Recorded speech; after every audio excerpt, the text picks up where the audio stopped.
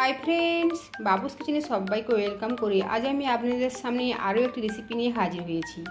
আজকের রেসিপি হলো lemon rice. এই গরমে মুখে স্বাদ বদলাতে ঝটপট বানিয়ে নিতে পারেন এই লেমন রাইস।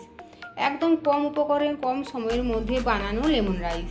তা চলুন যা যাক রেসিপির দিকে আমি কীভাবে বানিয়ে নিয়েছি এই লেমন রাইস। আর ভিডিওটি স্কিপ না করে লাস্ট পর্যন্ত দেখার জন্য অনুরোধ রইল।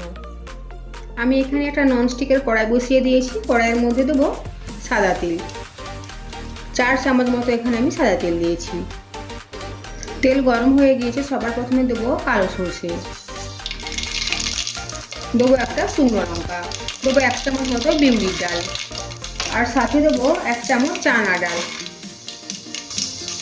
1 মিনিট সময় নিয়ে ডাল দুটো ভেজে নেব। ডালের কালার চেঞ্জ হয়ে গিয়েছে, তার মানে বুঝে নিতে হবে ডালগুলো ভাজা হয়েছে। এখন দেবো কাজু বাদাম, এটা পুরোপুরি অপশনাল, আর সাথে দেবো রোস্টেড চিনে বাদাম। বাদাম আমি শুকনো কড়াইতে আগে ভেজে নিয়েছি, তারপরে এই রান্নাতে দিয়েছি।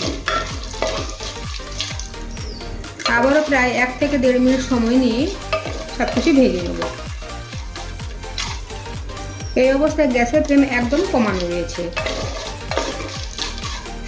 কাজু বাদাম আর চিনে বাদাম দুটোই ভালোভাবে ভাজা হয়ে গিয়েছে। এখন দেবো এটা কাঁচা লঙ্কা, আর সাথে দেবো একটা বড় সাইজের কোচানো পেঁয়াজ। পেঁয়াজ এখানে পুরোপুরি অপশনাল, আপনারা চাইলে পেঁয়াজ ছাড়া পুরোপুরি নিরামিষভাবেও বানাতে পারেন। এখন কিছুক্ষণ সময় নিয়ে পেঁয়াজটা হালকা করে ভেজে নেব, আর মাঝে দেবো ফ্রেশ কারি পাতা।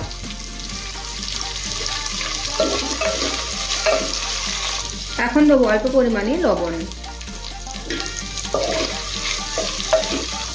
পেঁয়াজ হালকা করে ভেজে নিয়েছি। এখন দেবো 1/2 চামচ মতো হলুদের গুঁড়ো। আবারও সব কিছু মিশিয়ে নেব। হলুদের গুঁড়ো দেওয়ার পরে প্রায় 1 মিনিট মতো রান্না করে নিয়েছি। এখন দেবো ভাত। এখানে আমি বাসমতি চালের ভাত বানিয়েছি। প্রায় 3 কাপ মতো ভাত রয়েছে। আর ভাতটা সেদ্ধ করার সময় আমি লবণ দিয়ে সেদ্ধ করেছিলাম। এখন ভাতের সাথে সমস্ত উপকরণ মিশিয়ে নেব। আপনারা চাইলে রেগুলার ভাত খাওয়ার জন্য যে চাল ব্যবহার করেন সেই ভাতেও বানাতে পারেন, বা আগের দিনে বেঁচে যাওয়া ভাত ফ্রিজে রেখে নেক্সট দিনে কেউ বানিয়ে নিতে পারেন। ভাত সমস্ত উপকরণের সাথে ভালোভাবে মিশিয়ে নিয়েছি। এখন প্রায় 1 থেকে 2 মিনিট রান্না করে নেব। আর পুরো রান্নাটাই আমি গ্যাসের ফ্লেম একদম কমিয়ে রেখে করেছি।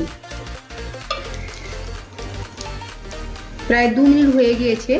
এখন আমি গ্যাসের ফ্লেম অফ করে দেবো। আর সবশেষে দেবো লেবুর রস। এখানে আমি ছোট সাইজের একটা লেবুর রস নিয়েছি। আপনারা টক স্বাদ যেমন পছন্দ করেন ঠিক সেই হিসাবে লেবুর রসটা বাড়িয়ে কমিয়ে নিতে পারেন।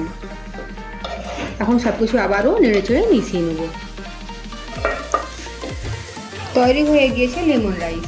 আজকের আমার এই রেসিপি যদি আপনাদের ভালো লেগে থাকে তো অবশ্যই কমেন্ট করে জানাবেন কেমন হয়েছে। সাথে লাইক, শেয়ার ও সাবস্ক্রাইব করার জন্য অনুরোধ রইল। আর পাশে থাকা বেল আইকন প্রেস করার অনুরোধ রইল আমার প্রতিদিনের ভিডিওর আপডেট পাওয়ার জন্য। ভালো থাকবেন, সুস্থ থাকবেন। ফিরে আসছে অন্য কোনো রেসিপি নিয়ে।